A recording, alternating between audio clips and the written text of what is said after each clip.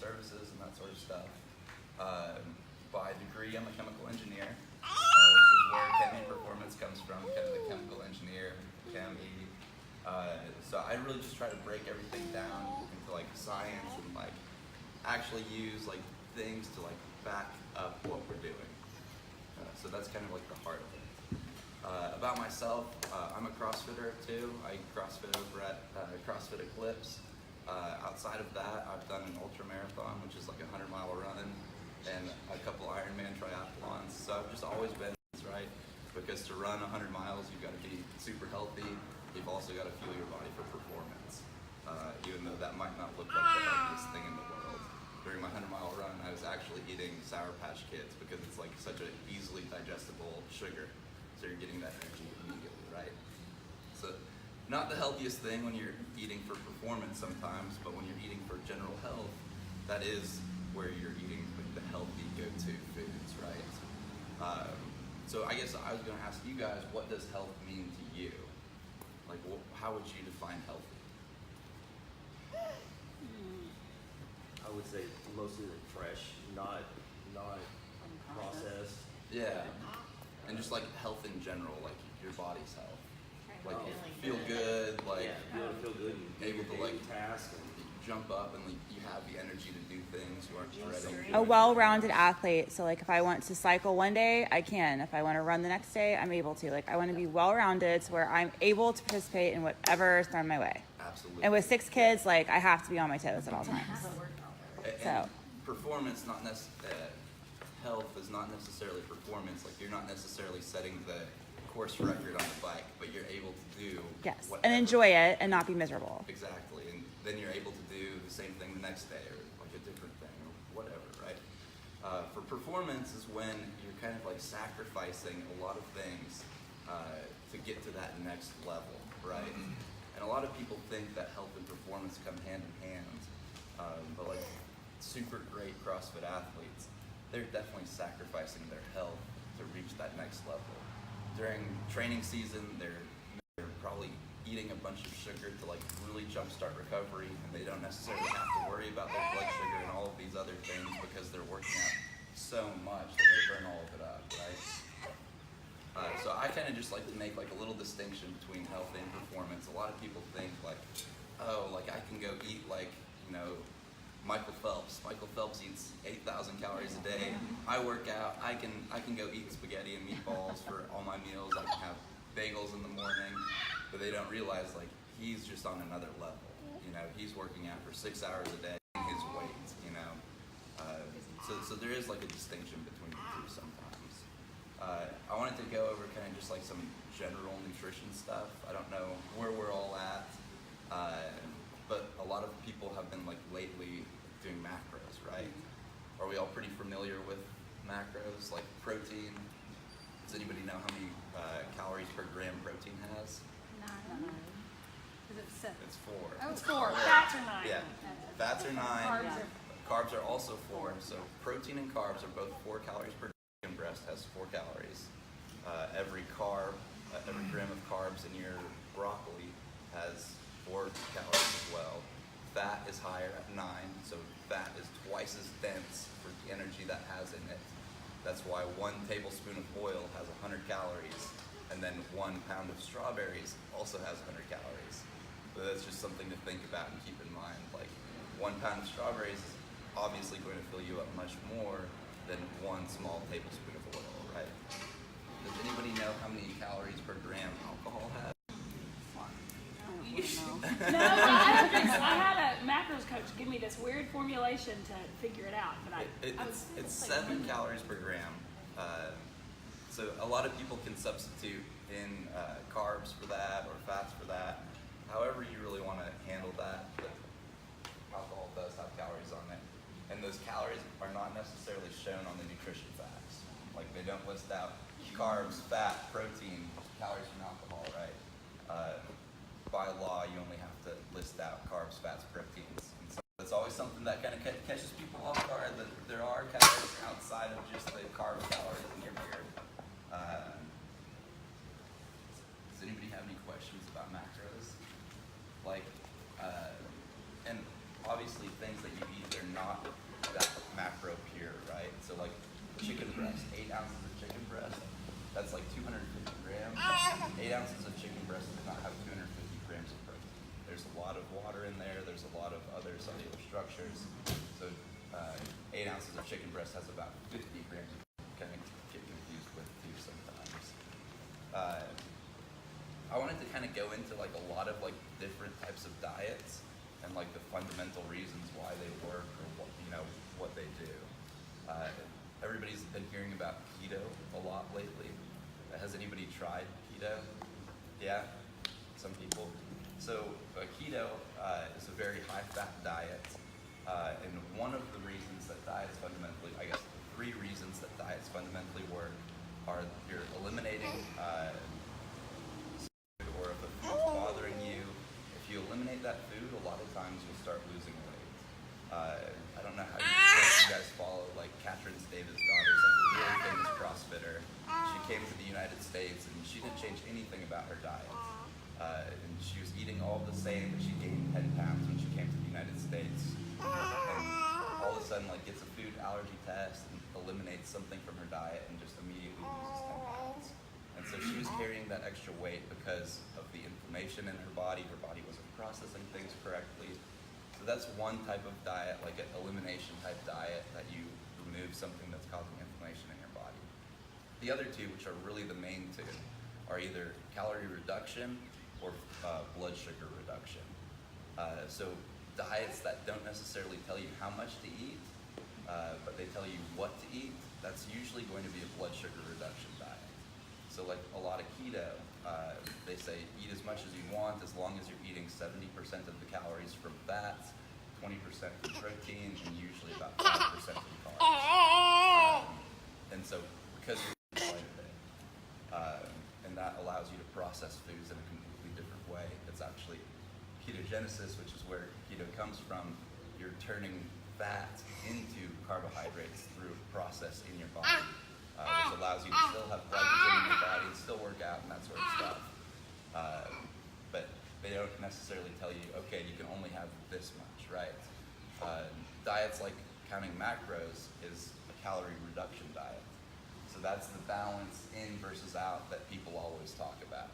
They're like, oh, you can only burn off so many calories and you can only take in so many calories, so it's a calorie balance. And really what is coming around to be true is that there's a combination of, yes, calories are important, but also eating the right foods are important. I just saw a study published by Harvard that if you are eating processed foods, I guess they used the word ultra-processed foods, but it was breads, pastas, really anything, cereals, sugary drinks. That's what they determined as ultra-processed foods, which is a whole different story. But they said if you are eating processed foods, you're 97% more likely to be overweight, regardless of the amount of calories. So if you're eating processed foods and still eating 2,000 calories a day, you're still at risk of being overweight, which is ultimately because of the blood sugar thing and how your body transports the nutrients to the muscles. So it's one of those things that both are important. Does anybody have like diets that they've heard of that they have questions about where it kind of fall in, if it's like a blood sugar reducing diet or if it's a... Say that again. Sorry. What did you just say? I was asking, do you guys have any like diets that you've heard of? Like Atkins would be like a blood sugar reducing diet because it's a super low carbohydrate diet, but moderately high protein, pretty high fats. Like general macro counting ends up usually being a calorie reduction diet.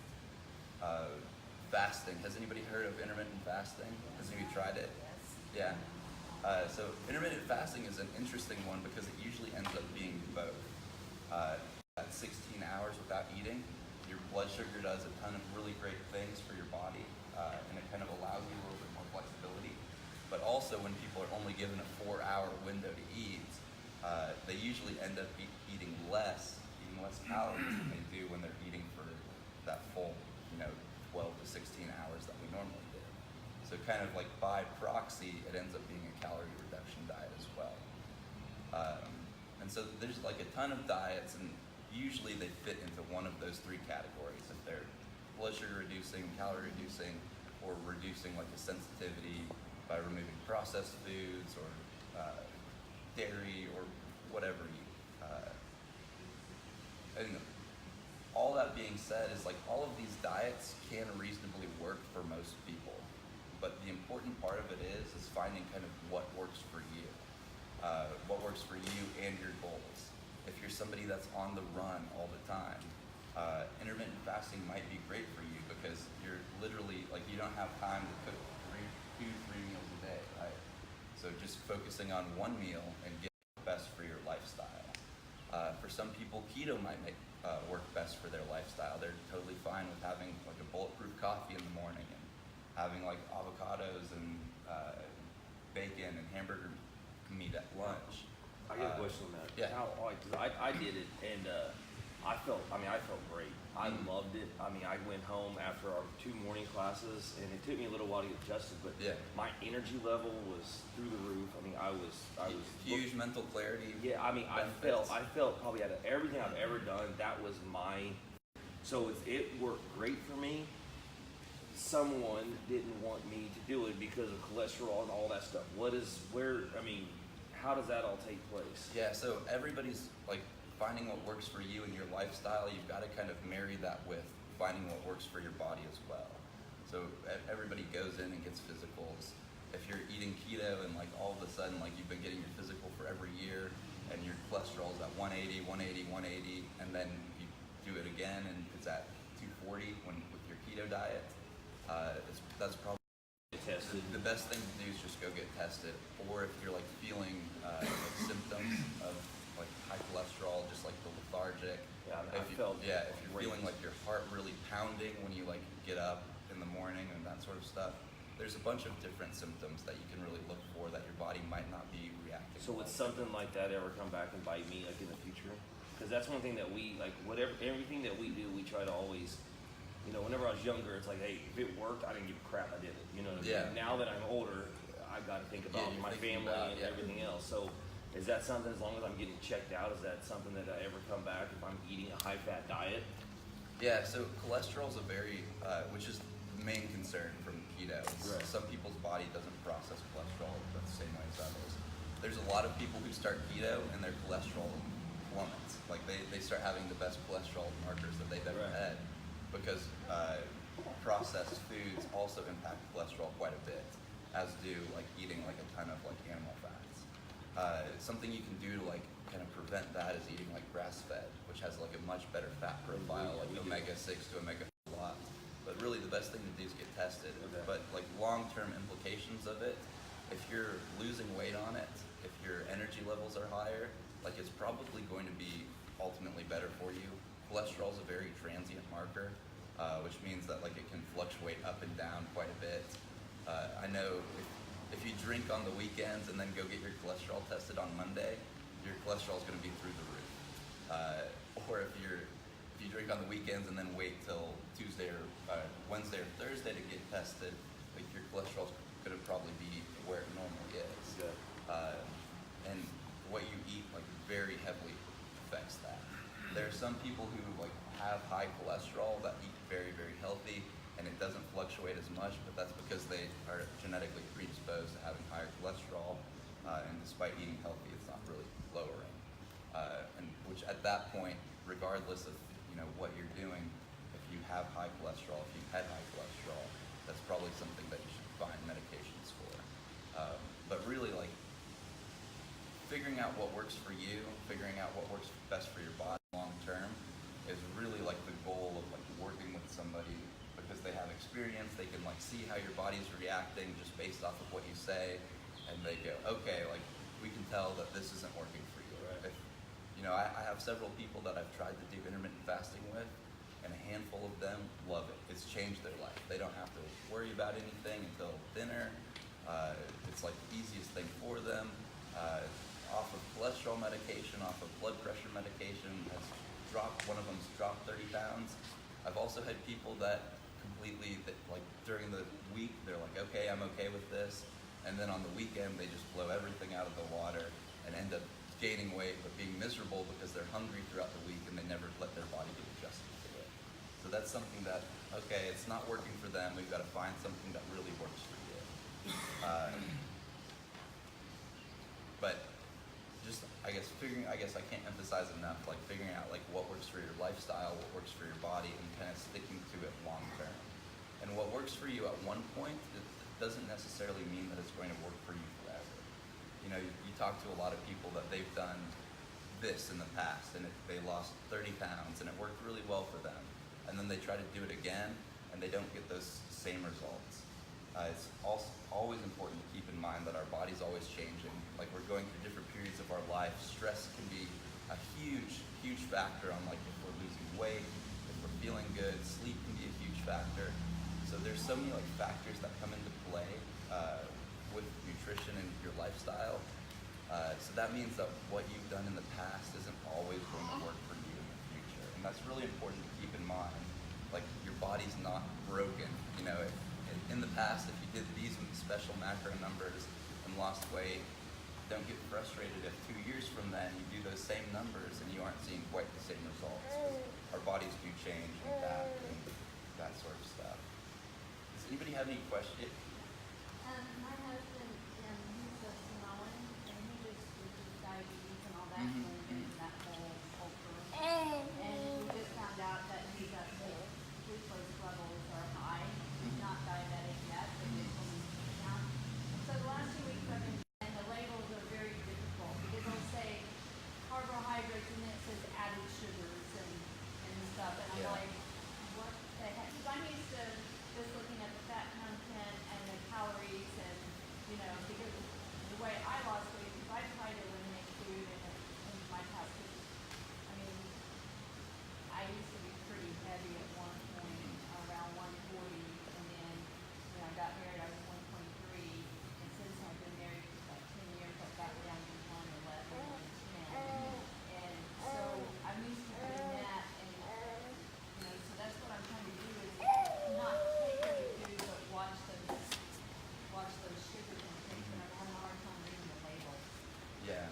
They're very confusing. The labels are definitely very confusing, and what I like to say, what like my go-to recommendation for people is to not even eat things that like necessarily like have labels on them. And some of those things that like you think like you go grab broccoli from the grocery store. Broccoli don't have labels on them. Meat does now have labels on it, but it used to not have to have labels on it.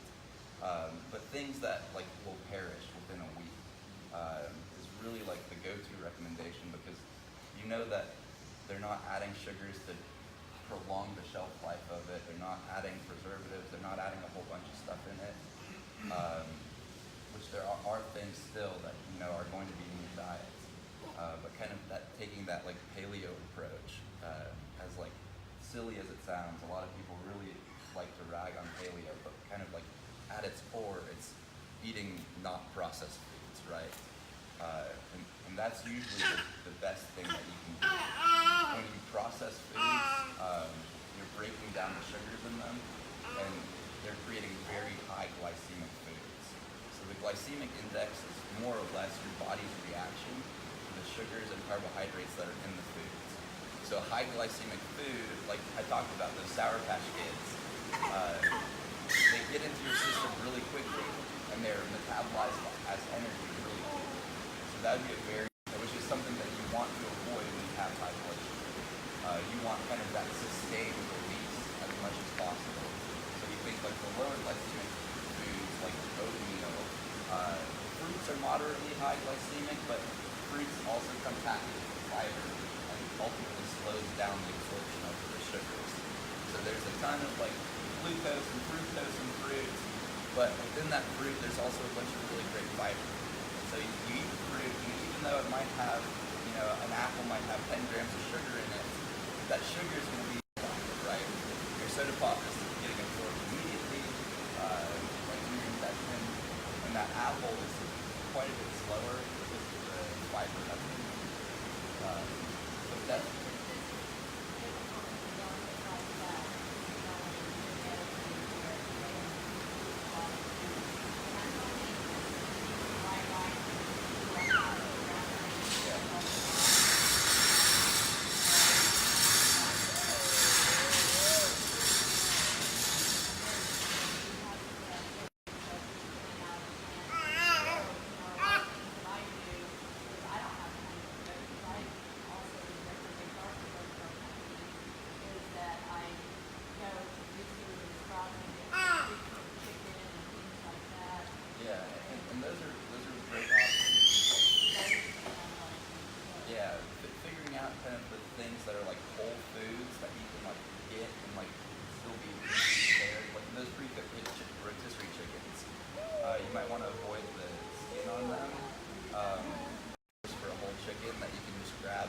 grab and go. But I guess specifically with high blood sugar, what you want to be doing is really reducing those processed foods as much as possible. You want to be getting a lot of fiber in your diet. So lots of vegetables, specifically those green cruciferous vegetables, like spinach is unbelievable for helping regulate blood sugar. Magnesium plays a big role in regulating blood sugar, which spinach has a ton of really good magnesium. Just kind of like get like the easy, quick things, and since they're processed, they're like very high glycemic, and you're just spiking your blood sugar all throughout the day and just like bringing it down. Just general activity, especially after eating, like taking a 10-minute walk after you eat, is really going to help metabolize what you just ate a lot better. It's going to reduce the blood sugar spike. A lot of people see really great responses from just taking a 10-minute walk after their meals. And it sounds like a lot of like walking, but it's really not that. You can eat lunch and then you can walk around the office for 10 minutes. And that really mitigates any blood sugar spikes. And people see huge reductions in their blood sugar just from doing stuff like that. But making sure you're hydrated as well is really important in regulating your blood sugar. I guess I can't stress enough how important fiber is in that whole thing. A lot of people will be like, oh man, like I'm eating like so great, I'm only eating like kind of like a keto type diet is what people have been lately thinking is very healthy. They're like, I'm not eating many carbs today, so they're not actually eating keto. But then because they're eating keto or eating keto-like, they're skipping out on all of the vegetables and that sort of stuff. And vegetables are a really, really important part of your diet. They're important in your hunger response to things. Like like I was talking about, a pound of strawberries has about 100 calories in it. A tablespoon of oil has 100 calories in it. And like a couple pounds of spinach also has 100 calories in it. So like what's gonna make you the most full is eating that couple pounds of spinach. Has a lot of great protein in it. It's really gonna fill your stomach up, and you're not gonna have like those hunger cravings that a lot of people really struggle with, which they end up then grabbing whatever's quick and easy because they're so hungry, and that ends up being a processed food, which is high glycemic and just ends up making matters worse. But working out also very important for that. A lot of people have really great responses with intermittent fasting, with reducing their blood sugar, because when you fast for a period of time, in its system, and using it up, and then you refill those stores with 1 or 2 meals at the end of the day. So there's a ton of great options out there. And on that piece of paper, my email address is on it. So if you ever have any questions specifically, feel free to shoot me an email or call me, and we can talk about it. Herbalife shake, because I do a lot of those in the morning, because it's a quick meal. Yeah, no, I guess Herbalife is just one of those things, like, I really love it. And it's one of those things, like, it can be as good for you or as bad for you as you want to make it. It's like a pretty good quality meal replacement. The issue is that most of them only have like 200 calories in them. So for a lot of people that are like me, if I was going to replace a meal with an Herbalife shake, my meals are usually about 800 to 1,000 calories. If I switch to an Herbalife shake for that, now I'm only having 200 calories, and I'm going to be drastically hungrier because there's nothing that's not really filling me up. A lot of those shakes do have fiber in them, but it's typically maltodextrin, which is like a corn byproduct, which it's classified as a fiber because of its chemical structure, but it really does not act as a fiber in your body. So that's like Quest bars too have a lot of maltodextrin, and they're like, oh, we only have 2 grams of net carbs because of the fiber reduction and that sort of stuff. But it's really kind of like pushing it. Quest bar is also really great, but when you're thinking like, okay, and you're counting your calories, and Quest bars only have 2 grams of net carbs, it's typically not true. So that's something to watch for with the shakes as well. But like everything, it's not going to be inherently bad. It's not going to be inherently good. You can overdo anything as long as you're having like a balanced diet, you can definitely use Herbalife shakes and see results. It's just one of those things to keep in mind, that you might be hungrier because of that. But if it's one of those things that works for your lifestyle, if it's not making you hungrier, if it's not, doing anything crazy to you, a lot of the Herbalife like fat burning products have a lot of caffeine in them, which when people are trying to lose weight, I don't like to see them use a lot of caffeine. Caffeine is a great appetite suppressant, but also when you have too much caffeine, like anything more than just a cup of coffee, it's going to start messing with your blood sugar. It's going to start messing with your cortisol, which is your stress hormone. So your body's going to be pushed into this like fight or flight mode, and your body's going, we're starving. You're not feeding us this much. We have a ton of cortisol because like you're jacking us in like the appetite suppressed, and it usually ends up being a bad thing. And people usually end up keeping weight on, even though they've drastically cut their calories, but they jack their caffeine up and their body's just freaking out and holds on to that fat. Question. Yeah. On your basic macro recommendation, is this the recommendation for just maintaining? You use your body weight? Yeah, so it's like just a general baseline. It should be about 200 calories around under like your basal metabolic, not your basal metabolic rate. Lightly active throughout the day, so if you get up, get down, if you're not just glued to a couch or glued to a desk, it should be about 200 calories under that kind of maintenance range. So you should lose about half a pound a week. Obviously, like a complicated basal metabolic rate calculation takes into consideration like your height, your weight, your age, your gender, your activity level, your BMI, and like several other things. So those recommendations don't have all of that built in, but it's a starting something goes. And if you do that and you're like, man, I haven't lost weight for 2 weeks, drop some carbs, then drop some fat. But it should be for somebody that's moderately active, that works out in like a gym type setting, those should be pretty good, like half a pound of weight loss a week guidelines to kind of shoot. You're talking about the fiber aspect of the veggies and stuff. I like veggies, but I sometimes have performance level, some more carbs and stuff. So 300, 400 carbs a day, sometimes during high days and different things. Yeah. It's not the same just to add fiber into the meal, like in a shake or anything like in powdered form, as it would be to be actually getting it into the veggies, right? Right, yeah. Cause the vegetables have this cellulose structure in them, which fiber supplements are great, like if you need to go to the bathroom, right? Because what they do is they kind of like flush water out of your body and into your stomach, so it like really promotes bowel movements, just because it's like this broken down pure form of fiber. And so that means it's getting digested in your stomach, as opposed to a lot of like vegetables are actually getting digested in your lower intestines. And so that's kind of like you get into this like prebiotic fiber gut biome type discussion, which is where like the veggies really see their benefit, because they're making it through your stomach and they're getting into your lower intestine to be broken down and digested.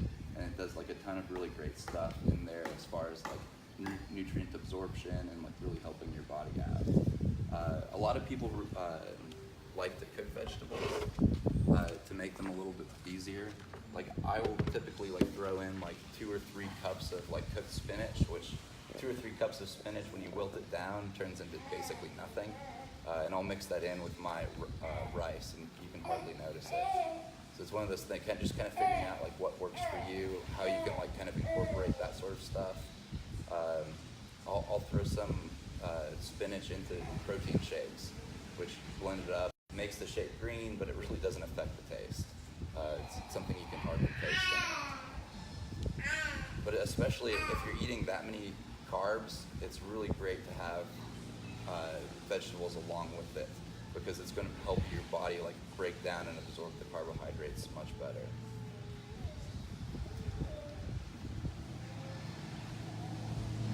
What's like a rough estimate of time you should give your body on trying something like intermittent fasting or the macros, like to see what's working?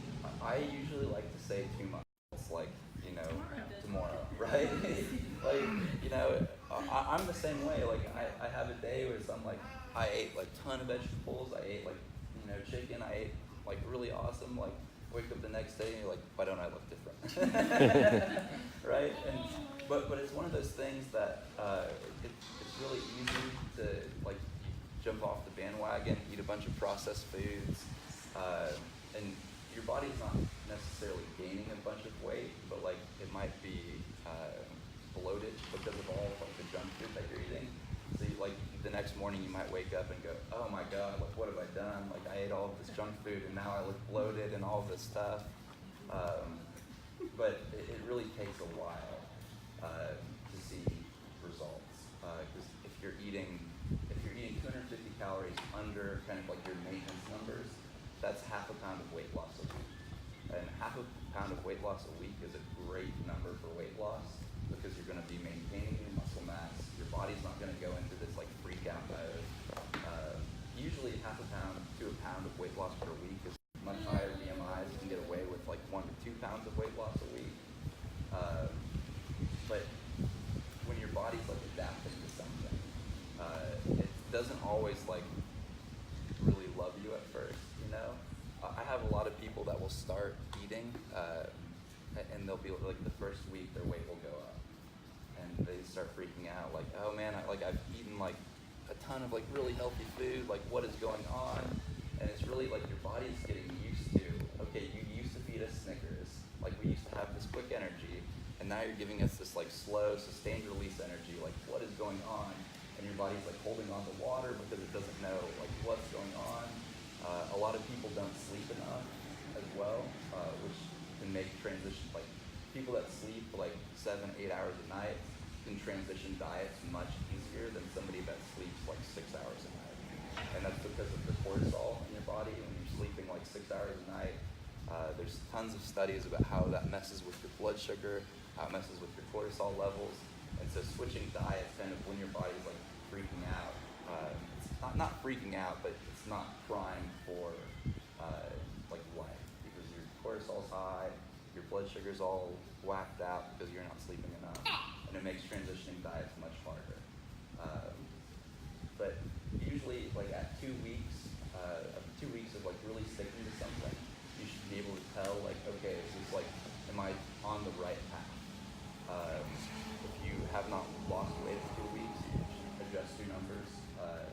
If you're doing intermittent fasting and you haven't lost weight in 2 weeks, you should take that as like a note, like, okay, I'm having any meals, right? A lot of people think intermittent fasting is fair game to eat absolutely as much as they want at night, but it's still, you guys still count your calories because calories is still important despite fasting and the blood sugar benefits there.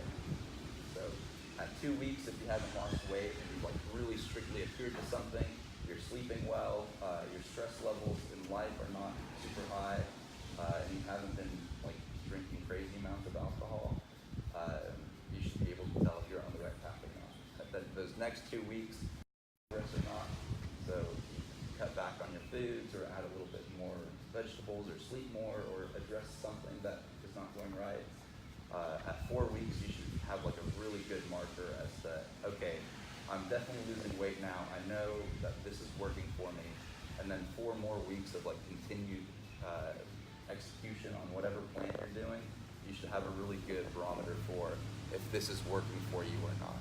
If you continue to lose weight, if you can adhere to it, if you can, like if it's fitting in with your lifestyle, if it's not something that's like crazy stressful. A lot of people get, when they start diets, they get crazy stressed about the amounts that they're eating. They're weighing everything. They're, you know, just kind of going into this like maniac mode, which can actually have like bad effects as to like how you're responding to your diet. So at 8 weeks, I'd definitely say like you should definitively know, like, yes or no, this is working for me. This is something that I continue. Is something that I don't continue. That'd be my best answer. But usually you can tell before that, for sure. Keto is something that's totally different because you're actually converting, like you're going over from using glucose as your main fuel source to using fat and ketones as your main fuel source. Some people can switch that kind of like method of like how they're burning their energy in their body. Their bodies just adapt to that really well. Some people don't adapt to that very well. So it's something, if you're interested in that, there's like these ketone strips that you can actually like test to see if you have ketones in your blood or not. I've done keto sustained periods of time. The first time I was doing it, I read that you can basically have as many vegetables as you want, and I was really eating a ton of spinach, a ton of broccoli, and my body was, despite like eating like exactly as prescribed for keto, my body was not getting into ketosis. And I was testing with strips, and I was so frustrated for like a month. I finally cut out like a vast majority of the vegetables that I was eating, and my body finally transitioned into ketosis. So that's something that, from one method of burning calories and energy to ketosis, women sometimes struggle with it, but for the most part, it's about 2 weeks. When you did it, how long did it take you? Yeah, probably about maybe 2 weeks. I mean, Yeah. I'm telling you, like the first 3 days, kind of like, but then after that, I mean, I'm getting up and down. I mean, I just felt, Yeah. I felt completely different. Yeah, it definitely, like for keto, like there's usually, it's like usually like 3 days to like a week that you just like feel like garbage. Yeah. Because your body's used to having glucose as its main fuel source, and now you don't have glucose as your main fuel source. And then you eventually transition to being able to use fat and ketones as your fuel source. And for women, it usually is a little bit more. Would, like, if you're transitioning kind of from like an unhealthy lifestyle to keto, would it be best to not just drastically go right into keto, but to start eliminating some of the processed foods that you've already had to sustain your blood sugar, and then Your body would process a bunch of processed foods, your blood sugar is spiking all the time. If you transition to like a healthier diet first, that blood sugar spikes, they're going to be minimized, and it's going to be an easier transition. There's a lot of people that also do like a 3-day fast before they start keto, which really helps kickstart the ketone production and that sort of stuff. Just doing like a water fast really helps a lot of people. So that definitely, really anything that you do, like as you're like gearing up for something, removing processed foods is going to make it drastically easier for your body to adapt to it. Because if you just go from like your Snickers and like all of this like junk food to like eating tons of vegetables a day, it's a huge drastic difference. And I really like to see people kind of like ease into it, eliminate things over time, because that's going to be the best way to maintain it for a long period of time, right? When I'm talking about health, I want to set people up with plans that they can realistically follow for the rest of their lives. You know, that you can still like get cheat meals and you can still enjoy small things here and there, but like 90% of your diet is from like really healthy whole food source things. And when you go from like this diet of like 90% processed foods and jump into this like 100% whole food source diet, you follow the diet for however long you follow it for, 2-3 months, and then you're like, oh man, like I reached my goal weight, I'm ready to go back to how I was eating before, and then you just like repeat the cycle over and over again. And so I really try to like transition people slowly and make sure that everything's like really doable and that sort of stuff, so that they can maintain it after their diet plan's done, right? And just like kind of tracking like how you feel throughout the day, I've found is something that's really like beneficial to maintaining diets long term, is because when you're like kind of like tracking food, but also tracking like, okay, I felt great today. I had a great workout today. My energy level was really high, and like knowing that's related to your food intake is something that's really important, I believe, for maintaining long term. You go, man, like you've talked about like your energy levels were so much higher during keto, and like in the back of your mind, you know that keto is a good thing for you because you noticed how high your energy levels were. And a lot of people kind of look over that part when they're like doing a diet about how good they feel, because they just are like focused on the foods that they're missing. So they miss the benefits of it because they're thinking about, oh man, I just want a Snickers so bad. Like all I can think about is some ice cream. Yeah, and so they actually like allow just those cravings to like kind of mitigate all the increased energy goes and that sort of stuff. You talked earlier about sleep, and I struggle like immensely with sleep. What are some things, and it's mainly just because I have an active mind, like I'll wake up in the middle of the night and start thinking about something that I need to do at work or whatever. Do you feel like maybe melatonin, or is there like a trick at night to like make you sleep sound, or I don't really know how to get more sleep. Yeah, so I really like GABA, which is just like an over-the-counter supplement. Like 750 milligrams of GABA, 500 to 750 milligrams of GABA a night. It really like does a lot for relaxing, gets you into a deeper sleep. Melatonin's beneficial as well. You got to kind of watch it with melatonin though. Like the clinically studied dosage of melatonin is like 0.3 milligrams, and most melatonin supplements have anywhere from 3 milligrams to 10 milligrams.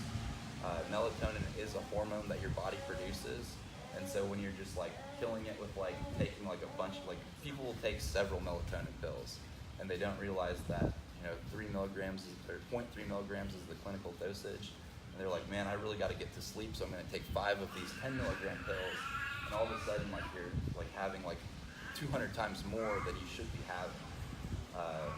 So that's something to keep in mind with melatonin. GABA is the same way. You don't want to like exceed the dosage, but it's a very, very safe supplement that helps you get into deep sleep. For a lot of people, just having like a nightly routine kind of like really helps them get ready for sleep. Like personally, I don't have a television in my room. I don't want to like just have that mindset.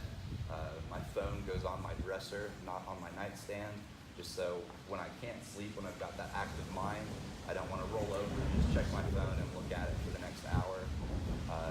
Just small things like that you can definitely do that can help sleep, for sure. A lot of people get frustrated when I'm like, oh, you gotta be sleeping like 7 to 8 hours a night. And they're like, well, I'm getting in bed and I just lay there for an hour.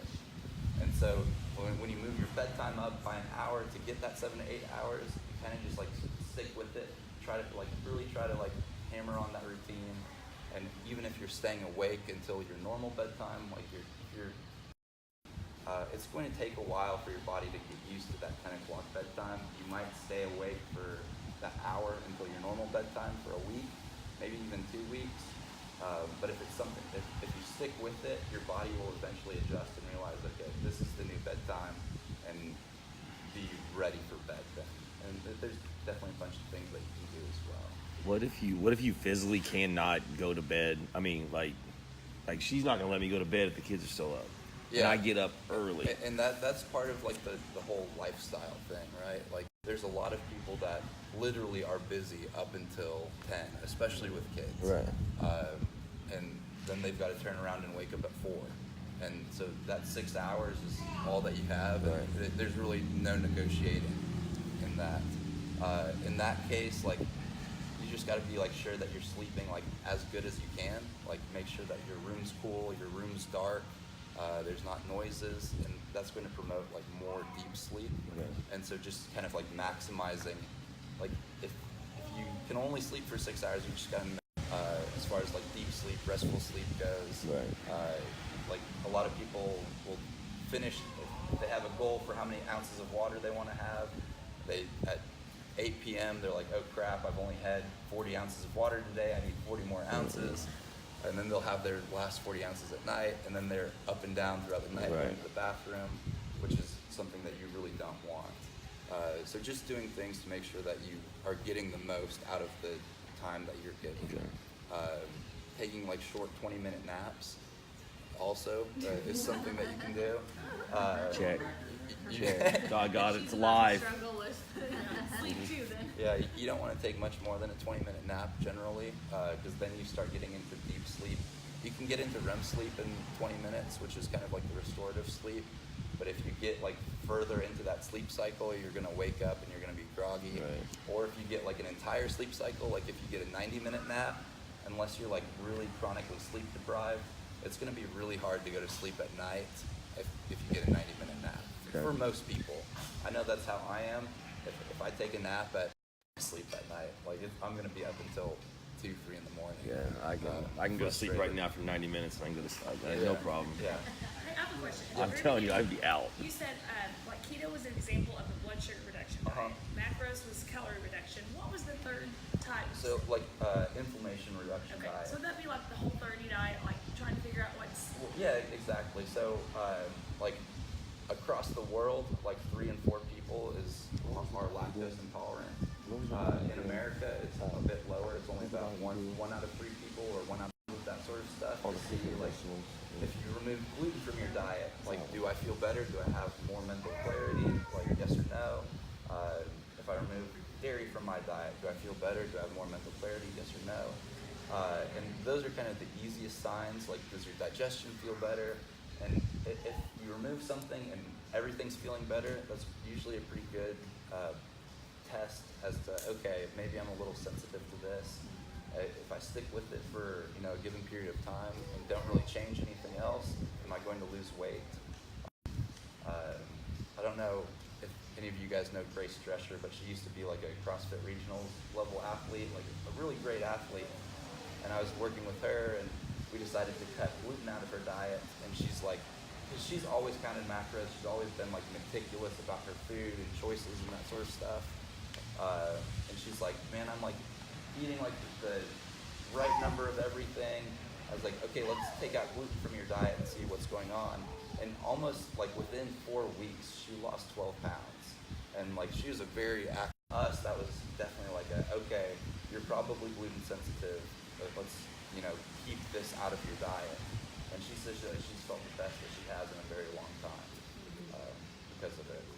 Well, the food sensitivities test that you offer, I just saw it on Yeah. the card from the competition. What does it entail? So it's actually a recognized medical test over in Europe. So it's a hair sample, and they look for proteins. So when you are sensitive to something, your body actually fat in your hair and your skin, and so it's a specific protein to specific foods. So you take your hair sample, and if you've eaten that food, so obviously, like if you haven't eaten gluten in the last 5 years, like your hair sample would not flag for gluten because your body's not producing that protein. But I send the samples over to a partner lab that I have in the UK, and they test against a bunch of food things, they test against a bunch of non-food things, and it's usually a really great starting point when elimination diet goes. So if you like get your results back and you're like, okay, it says gluten, wheat, like a couple other things, it's usually like a pretty good like, okay, these are probably going to be things that my body has issues with, as opposed to just kind of like guessing, like, okay, I eat a lot of broccoli, should I remove broccoli from my diet and see if I feel better? Because people just like doing that kind of like by itself usually is pretty difficult for a lot of people. So I just use it as a great starting point. It's definitely not the end all be all test. I've had people that flag for something and they remove it from their diet and they're like, man, I'm pretty sure I feel worse because like I love my eggs in the morning, like my body's not feeling any better. In fact, I'm like stressed out about what I need to eat in the morning now. And I'm like, okay, let's put some eggs back in, see if it really doesn't make a difference, yes or no, and go through it like that. So. What are some, because it's been a while, but I had gallbladder surgery, so I can't eat a lot of milk, so I'm trying to eat like a snack at 10 and a snack at 3. But if I gain weight, I always think, oh, I'm eating too much snacks, because I'm one of those people that we get up at 4, I'm getting in bed hopefully between 10:30 and 12. And so it's, so I'm also a very healthy eater. So it's like I'm always looking for healthy little snacks, and normally what I'm choosing I know is not that healthy. I mean, I'm choosing maybe a granola bar or something low calorie granola bar, or a cup of the skinny popcorn or something like that. I guess usually my go-to snacks are like cutting up vegetables and preparing them, because it's a great way to get like the fiber in the vegetables in your diet. I love Greek yogurt as a snack as well. you're a little different, like with like the gallbladder and like having to eat smaller meals throughout the day. But for most people, I like to see like just like 3 big meals throughout the day, just like and not necessarily relying on snacks to get through the day. A lot of people kind of like forget like snacks really do add up big time. A handful of nuts, and nuts are like those really calorically dense things. And so you have one handful of nuts, you get hungry, have another handful of nuts, and now all of a sudden like you've added 500 calories throughout your day just in that fat nuts. So definitely send me an email and I'll shoot you something. Yeah, because I have a hard time keeping my animals on the month. Yeah. I do have a love, definitely a love hate relationship.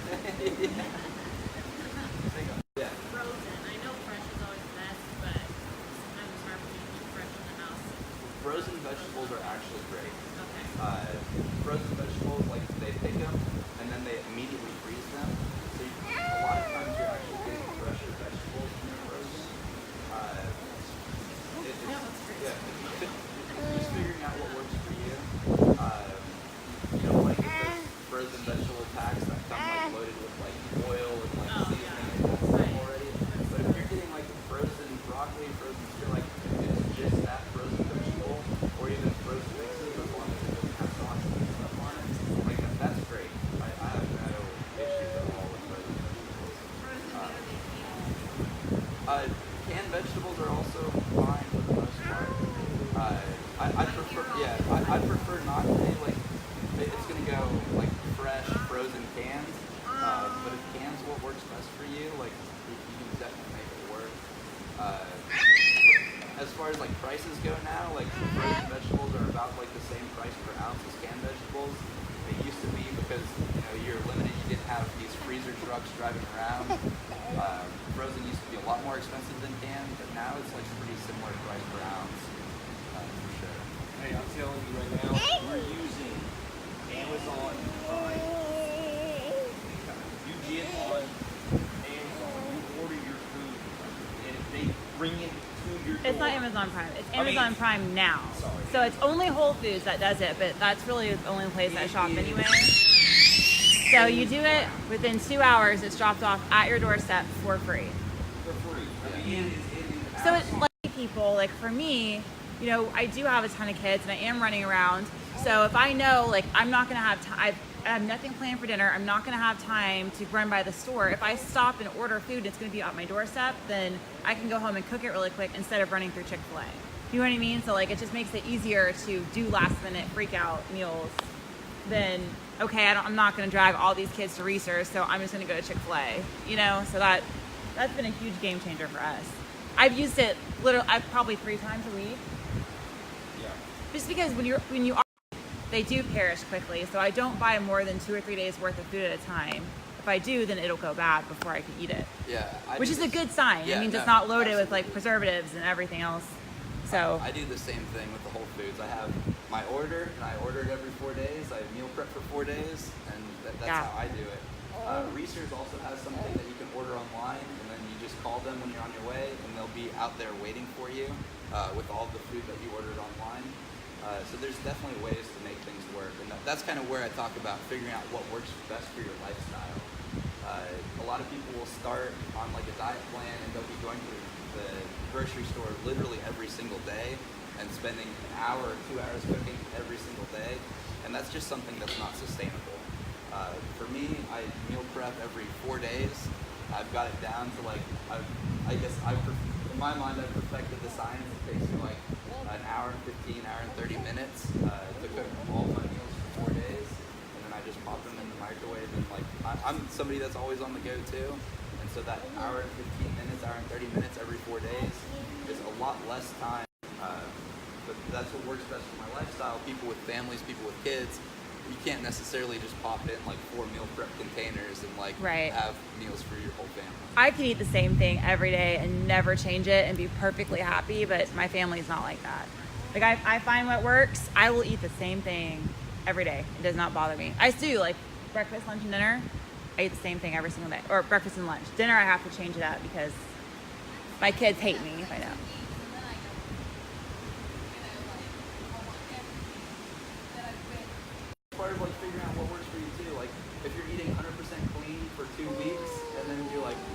screw it, like I'm like going off the rails, I'm gonna go to Brahms for lunch, I'm gonna get ice cream for dinner. Like you obviously need to work in those things into your diet so you don't have that like, I'm just gonna go off the rails at 2 weeks, you know.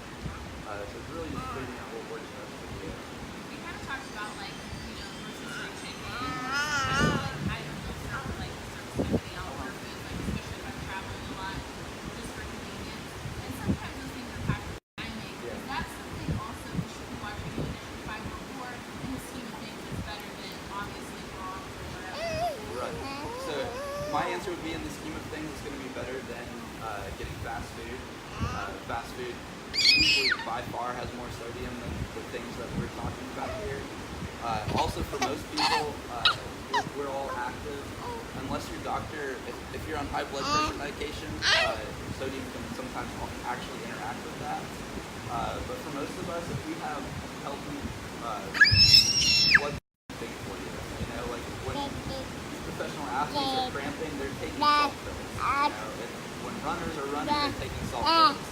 Sodium is really important for muscle contractions and like muscular output and that sort of stuff. And typically it's pretty overstated. It's one of those things that like, you know, all of these researchers are like, okay, sodium causes high blood pressure. Okay, is it the sodium or is it the fact that they're getting sodium from fast food 3 times a day, you know? And so there's never been like a completely controlled, 1,000 people eating a really healthy diet. We've got 1,000 people eating the exact same diet, but we're gonna add a ton of salt to it and we're gonna see the effects. That study's never happened. They usually just look at, okay, what's your diet look like? What's the sodium of that diet? What's your blood pressure? And so it's one of those things that's kind of tricky because usually when you're getting a ton of salt, it's usually from processed foods, from fast foods, from that sort of stuff. A lot of people, when they start meal prepping, they're like, okay, I'm not going to add salt to anything because I know salt's bad. And that actually ends up affecting them. Every time you sweat, like an hour of sweating, depending on how much you sweat, can either be 2 to 3 grams of sodium, which the recommended amount for people to eat is 2 grams of sodium a day. So if you sweat for an hour a day, you're already using up all of that sodium. So you've got to add, 2 more grams to that, so you end up having 4 grams, right? I wouldn't worry about too much about sodium unless your doctor specifically told you. Can you call kids to get in the? We got tornado warnings. We got 5 kids. Yeah, no, absolutely. Yeah, I was just gonna say, What like, we might think about doing is maybe real quick, kind of telling them kind of what you're offering for a 3-month deal. yeah. So and then we'll kind of yeah, get back. absolutely. Can you call Bailey and So tell her to get we're gonna do a 3-month challenge. It's gonna be $90. You're gonna get like a completely customized meal plan, support through a Facebook group, but also ability to ask questions and that sort of stuff. I'll open up a portal for you guys to start registering, and I'll share it to you guys I'll online need to too. grab some information from you guys. I need a little bit of time to put plans together, but we'll figure out when it starts, and we'll have those conversations, and we'll get something going there.